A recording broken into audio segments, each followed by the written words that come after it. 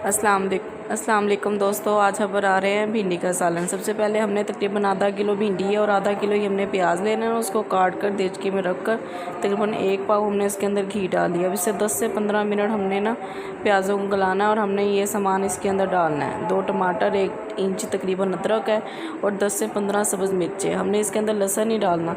हमने तकरीबन इसको 15 से 20 मिनट भूनना है। तो प्याज़ों की ना ये कंडीशन हो गई है। तो हमने जो मसाला ग्राइंड किया हुआ था ना, अब वो हमने इसके अंदर डाल देना है। ठीक है, अब इसको अच्छी तरह भूनना है, जितना हो सकता है ना उतना ही अच्छी तरह भूनना, ताकि ना मसाला अच्छी तरह रच जाए इसके अंदर।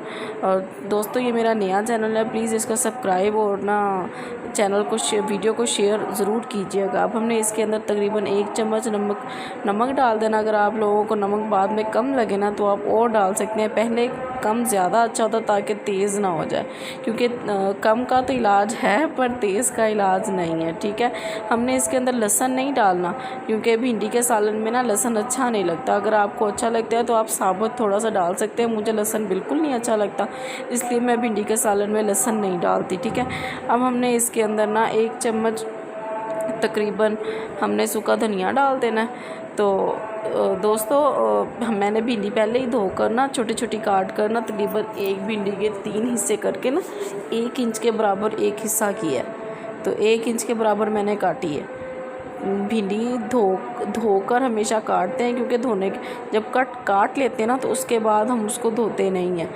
तो हमने तकरीबन 1 चम्मच अब इसके अंदर सूखा धनिया ऐड की है, 1 चम्मच ही हल्दी ऐड करेंगे और 1 चम्मच ही हम इसके अंदर लाल मिर्च ऐड करेंगे। भिंडी में प्याज ज़्यादा होते हैं, इसलिए वो ना मीठा हो जाता है सालन।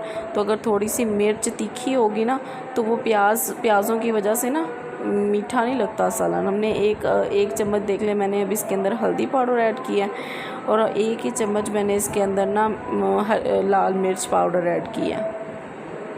बस ये बहुत ही सादा किस्म की भिंडी मैं बना रही हूँ और बहुत ही मज़ेदार होगी। आप ट्राई करके ज़रूर देखिएगा। मुझे थोड़ी सी तीखी पसंद है तो मैंने थोड़ा सा लाल मिर्च और डाल लिया। अगर आपको भी पसंद है तो आप भी डाल सकते हैं और ठीक है। तो अब हमने इसको अच्छी तरह भूनना है, क्योंकि जितना मसाला अच्छा भुना हुआ होगा ना उतना ही सालन मज़ेदार होगा। अगर मसाले भुनाई कम हो जाएगी ना तो फिर वो मिर्चें जो है ना वो गले को लगेंगी और सालन बिल्कुल भी खाने में मज़ेदार नहीं लगेगा।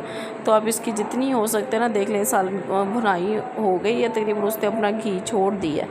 तो जैसे ही वो घी छोड़ देगा ना तो 2 से 3 मिनट हमने इसको करना है, भूनना है। फिर इसके अंदर हमने ना ये जो भिंडी काट के रखी हुई है ना, तो पहले से धोई हुई थी, तो हमने ये इसके अंदर डाल देने और इसको अच्छी तरह भूनना है। तकरीबन 5 से 7 मिनट इसको भूनने के बाद ना जैसे देखना कि भी हाँ थोड़ा सा ना थोड़ी सी नरम हो गई है, ज़्यादा नहीं, थोड़ी सी नरम हो जाए ना तो हमने इसको अच्छी तरह भूनना है। जैसे ही थोड़ी सी नरम होगी ना तो हमने इसको ढक के रख देना है। तो ढकने के बाद हमने इसको तकरीबन दम पे रखना है, बिल्कुल हल्की आंच पर दम दे देंगे। तो थोड़ी देर बाद तकरीबन 5 से 15 मिनट तकरीबन हमने इसको दम देना।